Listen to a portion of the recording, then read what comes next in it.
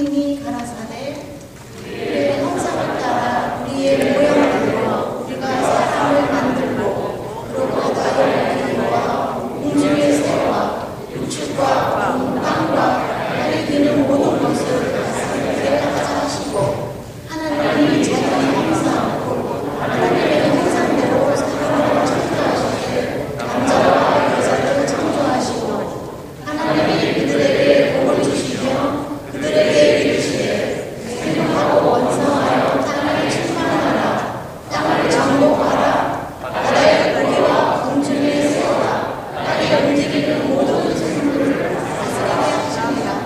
하나님이 가라사대 내가 온 지면을 씨를 맺는 모든 채소와 씨가 가지는 맺는 모든 나무를 너희에게 주노니 너희의 생물이 되리라.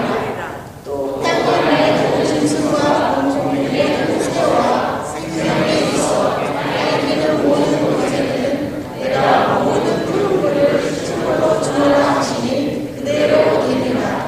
하나님이 이 지으신 모든 것을 보시고 보시기에 이 좋았더라. 저녁이 되며 아침이 되니 이는 여섯째 날이니라.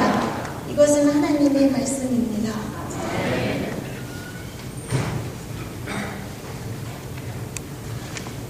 말씀 위해서 기도하겠습니다. 하나님, 이 시간 우리가 함께 하나님 말씀을 읽고 들었습니다. 하나님께서 이 세상을 창조하셨음을, 인간을 창조하시고 그들에게 이 세상을 맡기셨음을, 인간이 하나님께로부터 받은 명령이 또한 축복이 얼마나 크고 감사한 것이었음을 우리가 말씀을 통하여 함께 읽고 묵상하였습니다. 계속해서 이 말씀 묵상해 갈 때에 우리 안에 계신 성령께서 우리로 그 말씀을 깨닫게 하시고 오늘날 우리의 삶 가운데 그 의미를 발견하게 하시고 순종하게 하실 줄을 믿습니다. 예수 그리스도의 이름으로 기도하옵나이다. 아멘. 오늘부터 여러분들과 함께 성경 안에 있는 인물들의 이야기들, 그들에게서 보여지는 우리의 모습, 그럼에도 불구하고 그들에게 주시는 하나님의 은혜, 하나님께서 맡기시는 사명에 대하여서 또한 우리의 삶 가운데 우리에게 맡기신 사명과 우리에게 주시는 축복들에 대하여서 우리가 함께 묵상해가는 그 시리즈 첫 시작을 하고자 합니다. 그 첫 시작의 이야기로 아담과 하와 혹은 사람으로 또 해석될 수 있는 아담의 이야기, 우리가 오늘 함께 성경 말씀을 읽었습니다. 하나님께서는 이 세상을 창조하셨습니다. 하나님께서 이 세상을 창조하심에 그 마지막의 창조는 인간이었습니다. 인간을 창조하시고 하나님의 창조를 완성하셨습니다. 여러분 믿으십니까? 성경이 이것부터 이야기를 시작합니다. 우리의 믿음의 그 반석에 하나님의 창조에 대한 믿음이 없다면 그 이후의 이야기들은 다 흔들리고 다 믿겨지지 않을 것입니다. 이 세상을 말씀으로 창조하신 하나님, 인간을 창조하신 하나님, 하나님께서는 이 인간들에게 엄청난 것을 말씀하셔요. 그들에게 이 모든 세상을 보여주시면서 내가 너희에게 맡기노라. 너희는 그 숫자가 많아지고 이 세상을 채우고 또 이 세상의 모든 짐승들과 모든 식물들을 다스리라. 여러분, 이건 얼마나 굉장한 하나님의 명령이며 축복입니까? 명령이면서 동시에 축복인 것이죠. 아담은 그 개인으로서가 아니라 모든 인간의 대표로서 하나님께 이 명령과 복을 받고 있는 것입니다. 아담 안에 아담의 후손으로서 우리도 함께 이 명령과 이 복을 받았습니다. 인간이 처음으로 하나님께로부터 받은 사명감을 가지고 한 일은 성경에 기록되기를 동물의 이름을 짓는 것이다 라고 말하고 있습니다. 별것 아닌 것 같지만 여러분, 굉장히 중요한 사역입니다. 이름은 정체성과 연결이 됩니다. 내 이름이 무엇이냐가 나의 정체성과 연결이 되죠. 나를 알아가는 그 시작 단계는, 첫 걸음은 내 이름입니다. 사람이 그 짐승들에게 이름을 부여했다는 것은 굉장히 창조적인 사역입니다. 뿐만 아니라 그들은 하나님께서 지으신 그 동산 안에서 하나님과 교제하는 삶을 누렸습니다. 그들의 삶 자체가 하나님을 향한 예배였습니다. 기뻐하며 웃고 대화하고 하나님과 대화하고 그 모든 모습이 하나님 보시기에 심히 좋았고 그 모습을 보시면서 하나님께서는 기뻐하셨습니다. 그들은 있는 그대로 하나님을 보면서 하나님께 영광을 올리고 하나님 지으신 이 세계를 보면서 하나님을 찬양하였습니다. 모든 세상 만물이 하나님을 찬양하였고 하나님 주신 이 세상 안에서 그 모든 피조물들이 즐거워하였습니다. 단 한 존재만 빼고요. 그는 바로 사단이었습니다. 사단이 어떻게 시작했는지에 대해서 성경이 그것까지 말씀하진 않지만 사단이 존재함을 분명하게 우리에게 말씀하고 있습니다. 사단의 가장 큰 특징을 성경은 무엇이라 말하냐면 하나님께 대적하는 자다. 하나님께 대적하기 위해서 거짓말하는 자다. 라고 표현합니다. 창세기에서 보여주는 사단은 하나님께서 가장 소중히 여기시는 것을 깨뜨리기를 결심합니다. 그것이 하나님께 가장 효과적으로 대적하는 모습일 테니까요. 그렇게 함으로 하나님께서 지으신 하나님의 나라를 부서뜨리기를 원했던 것입니다. 가장 효과적으로 하나님께 대적하는, 가장 효과적으로 하나님의 나라를 부서뜨리는, 하나님께 대적하는 방법은, 그 타겟은 바로 인간이었던 것입니다. 하나님께서 그 형상대로 만드시고 하나님의 이 피조 세계를 맡기시고 다스리라 명령하셨던 그 인간 사단은 타겟으로 삼습니다. 그리고 그 인간이 하나님 앞에서 죄를 범하게 하는 것, 그것이 사단의 계획이었고 사단의 실행이었습니다. 인간은 모든 피조물보다 하나님의 사랑을 받고 있었습니다. 심지어 하나님의 형상을 닮아 만들어졌습니다. 다른 피조물들은 하나님의 말씀으로 지어졌다고 한다면 하나님께서는 인간만큼 흙으로 친히 빚으시고 그 코에 생기를 부어 넣으심으로 만드셨습니다. 이것이 우리가 인간과 동물이 다르다라고 말하는 이유입니다. 하나님처럼 창조적인 작업을 하였습니다. 이 세상을 채우고 다스리라고 하는 복된 명령 받았습니다. 그러기에 그들은 충분히 교만해질 수 있었습니다. 사단이 자극했던 것은 바로 그 마음이었습니다.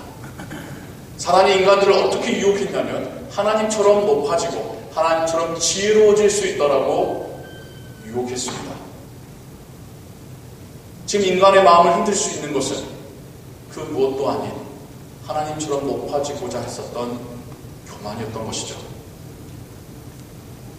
이 마음이, 이 열망이 어찌나 컸는지, 사단의 유혹이 얼마나 달콤했는지 그들은 사단의 이 유혹이 거짓이라는 것을 분별하지 못합니다. 조금만 생각해보면 그 말 안에 앞뒤가 맞지 않는 하나님의 말씀과 다른 것이 분명하게 있는데 그것을 분별해내지 못하죠. 하나님과의 약속, 동산의 모든 실과는 먹을 수 있으나 이것만은 먹지 말라, 보지도 말라, 만지지 말라 했었던 그 약속, 그들은 잊어버리게 됩니다. 그리고는 선악과를 따먹게 되죠. 그리고 나자 모든 것이 변하게 됩니다. 별것 아닐 거라고 생각했었던, 그냥 저거 하나쯤 어긴다고 별것 아닐 거라고 생각했었던 그것을 따먹자. 그들의 삶 모두가 변하게 됩니다. 그들은 높아지기는커녕 오히려 부끄러움에 몸을 감추게 됩니다. 그들은 지혜로워지기는커녕 저 여자가 먹겠습니다, 저 뱀이 복귀했습니다. 자신의 잘못을 남탓만 하고 있는 모습을 보게 됩니다. 그들은 하나님의 정원에서 쫓겨나게 됩니다.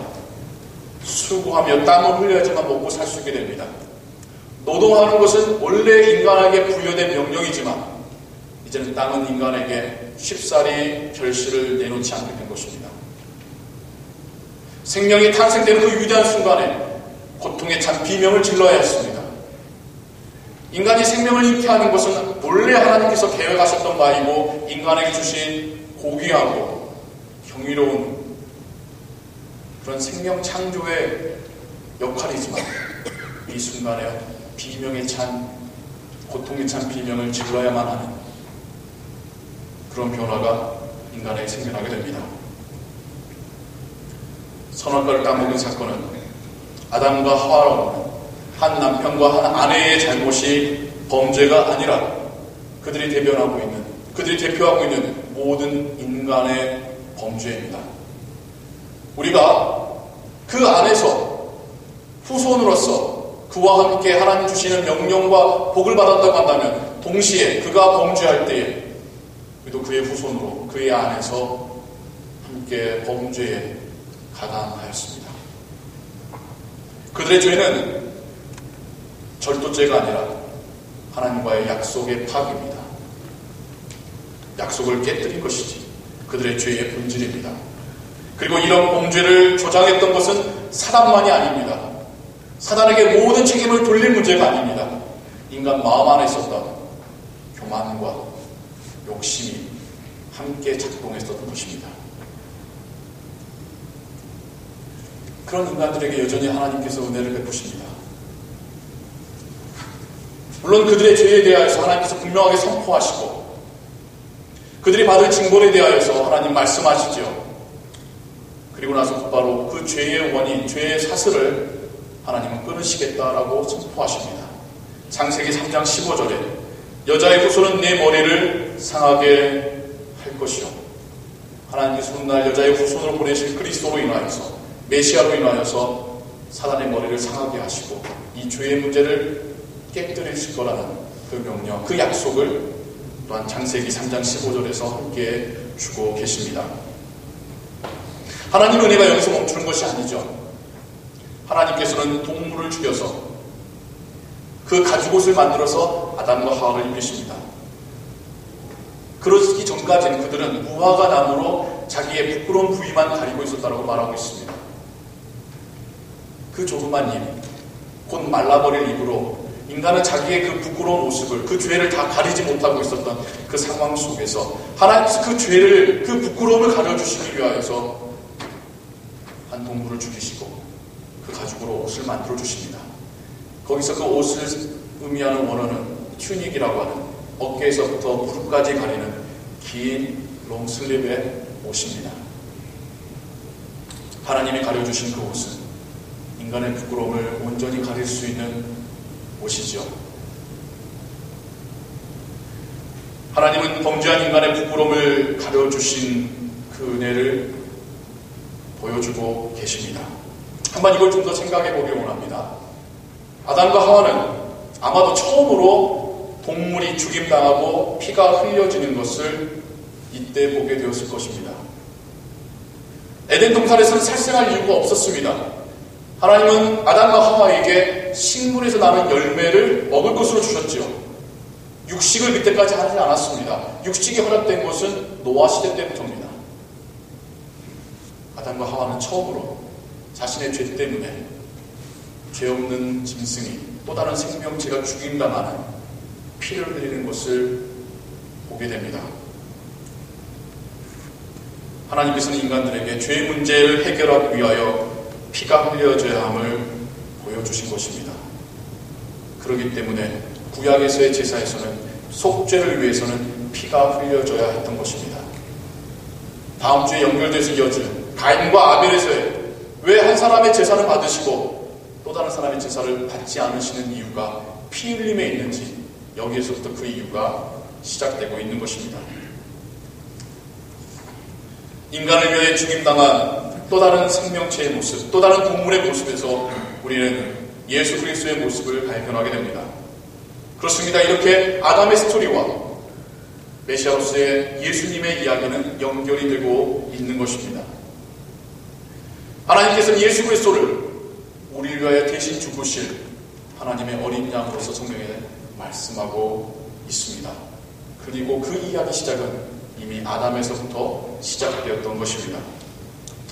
하나님께서는 아담에게 문화명령을 주셨습니다. 신학적인 용어인데요. 이 세상을 채우고 이 세상을 경작하라고 하는 그 명령을 주셨습니다. 하나님께서는 그리스도에게 선교 명령을 주셨습니다. 세상을 구원하라고 하는 그 명령. 아담은 아담의 후손들에게 이 문화명령이 계속해서 전가됩니다. 예수님은 그 제자들에게 이 선교 명령을 또한 선포하고 지켜 행하라 명령하시게 되죠. 아담이 죄를 시작하였습니다. 그리스도께서 그 죄의 문제를 해결하시고 구원의 시작을 여셨습니다. 아담이 하나님의 나라를 망가뜨렸습니다. 그리스도께서 그 나라를 회복시키시고 또한 이루셨습니다. 사도 바울은 로마서 5장 12절에서 또한 이와 같이 말합니다. 우리 같이 한번 읽도록 하겠습니다. 시작. 이러므로 한 사람으로 말미암아 죄가 세상에 들어오고 죄로 말미암아 사망이 만나니 이와 같이 모든 사람이 죄를 지었으므로 모든 사람에게 이르렀느니라. 이어지는 5장 19절에 또한 말씀합니다. 같이 읽습니다. 한 사람의 순종치 아니함으로 많은 사람이 죄인 된 것 같이 한 사람의 순종하심으로 많은 사람이 의인이 되리라. 아멘. 아담의 이야기는 단지 한 개인의 이야기가 아니라 하나님 우리 모두에게 주시는 이야기요, 또한 예수 그리스도에 대한 메시아에 대한 말씀인 것이죠. 우리가 함께 아담으로부터 우리의 모습을 찾아보기를 원합니다. 아담의 모습에서 우리가 닮은 모습은 없는지 한번 생각해 보시기 바랍니다.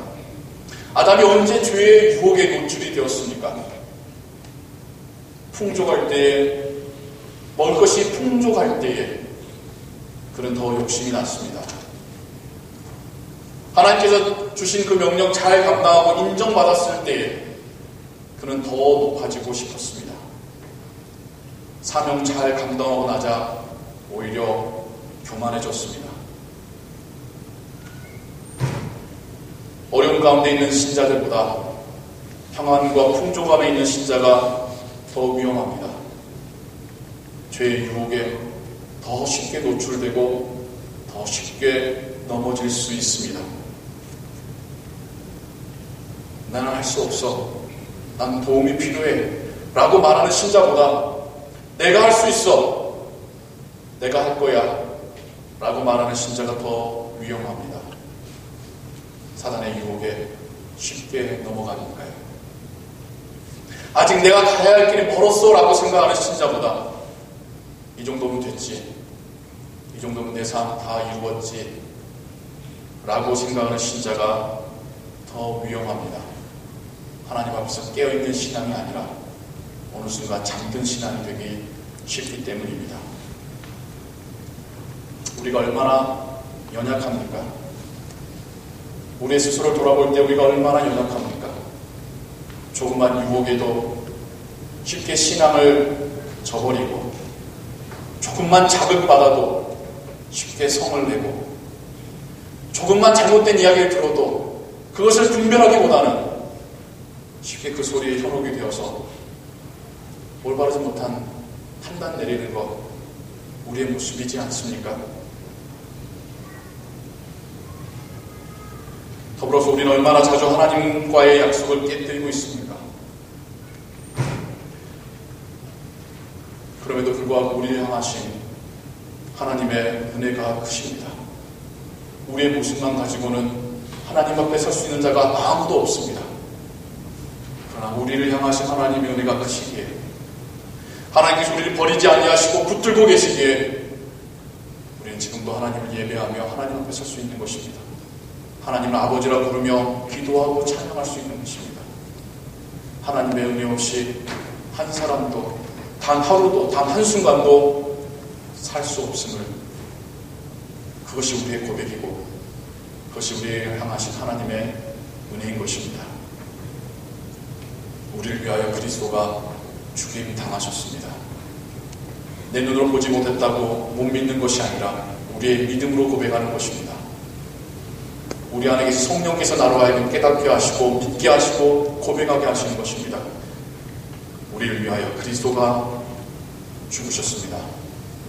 하나님은 나 때문에, 내가 나중에 쓸만한 인간이기 때문에 붙들고 계신 게 아니라 나를 위해 죽어주신 예수님 때문이라도 우리를 포기하지 못하시는 것입니다. 이것이 우리를 향한 하나님의 은혜입니다.